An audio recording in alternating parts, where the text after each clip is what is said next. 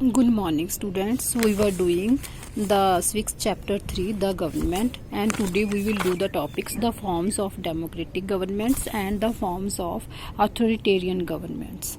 First of all, we will do the form of democratic government. Students, first of all, parliamentary.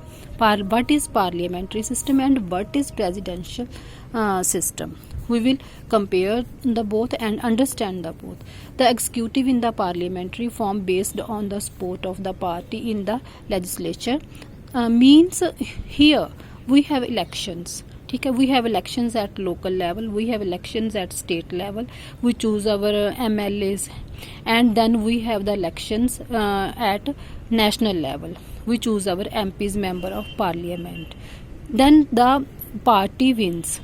Okay, it make the government, and the real power is the head of the party. Who is the head of the party? Just like now the BJP is doing is working in our country, and the head of the BJP is Narendra Modi, and Narendra Modi has the real power in his hands, and he is also the member of parliament. And in presidential the real power is in the hands of president, but he is not the member of parliament. Here, listen properly. Here legislature and executive are separated from each other, meaning executive means president is separated from the legislatures, and he is not accountable in the parliament. Here he is not the member of parliament, he is not responsible or answerable to the parliament. Just like in USA, Donald Trump is the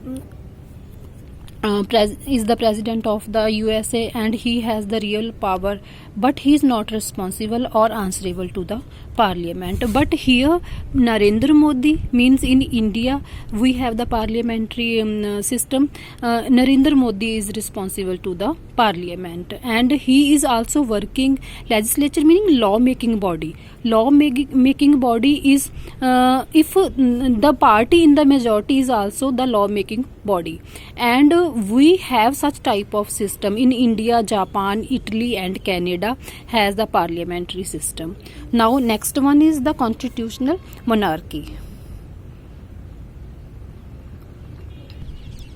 Constitutional monarchy. The king reigns but he does not rule, means he was the name of the only the name title he got, but he did not rule. He does not have any power in his hand. The real power is enjoyed by the democratically elected elites represented by the cabinet headed just like the prime minister. Now you can see the king is there, just like in Great Britain the king is there, but he is the only titular head, meaning he has the title of the head of the country. He has the respect also, but he has not any power to rule. He has not actually the head of the country. He is the just a title he is enjoying. Now next, the forms of authoritarian governments. First of all, monarchy. In this system, the government powers are concentrated in the hands of a king or a queen. There is a king or a queen who is enjoying all the powers. No parliament system is there, just like in Saudi Arabia. The next one is military.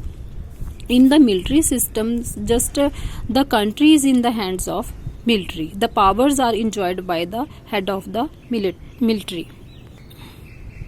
Now the military rule over the country. The country is in the hands of military, and there are so many strict rules for the people, and the enforcement of laws based on the force, where people don't have any liberty and the limited liberty.